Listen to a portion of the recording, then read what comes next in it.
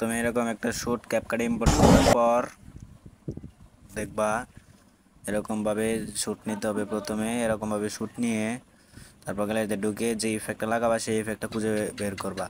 তোমরা যদি ইফেক্ট না পাও তাহলে আমার ডিসক্রিপশন বক্সে দেওয়া থাকবে, চ্যানেল সাবস্ক্রাইব করলে ডিসক্রিপশন বক্স অটো অন হয়ে যাবে, বুঝছো?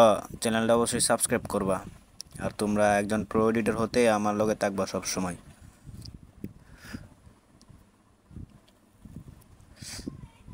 তো ইফেক্টটা ইফেক্টটা পাওয়ার পর অ্যাড করে নেবেন। অ্যাড করার পর স্প্লাইস করে ফিল্টারটা করে দিবেন। ফিল্টার করে দেওয়ার পর একটু ড্রাগ করে এখানে একটা ক্রেফম বসাবেন। তারপর আটটা যেখানে যাবে সেখানে একটা ক্রেফম বসিয়ে সেখানে আবার ইফেক্টটা নেবেন। আর একটা ক্রেফম বসিয়ে মিলিয়ে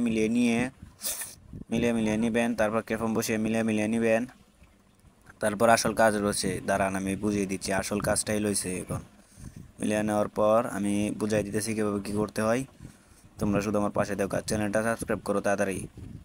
চ্যানেল সাবস্ক্রাইব করলে আরও সহজ করে দেবো এডিট।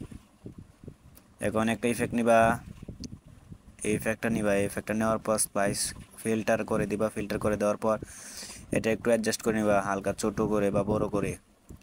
অ্যাডজাস্ট করার পর আমি সুন্দর করে বুঝে দিচ্ছি, দাঁড়াও। অ্যাডজাস্ট করার পর মার্কসে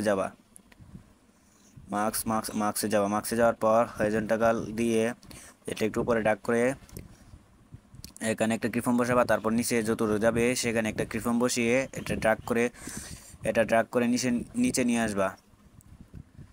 এটা লম্বা ওটা ড্রাগ করে নিচে নিয়ে আসবা। আসার পর কাজ পুরাই কমপ্লিট। দেখো কাজ পুরাই কমপ্লিট।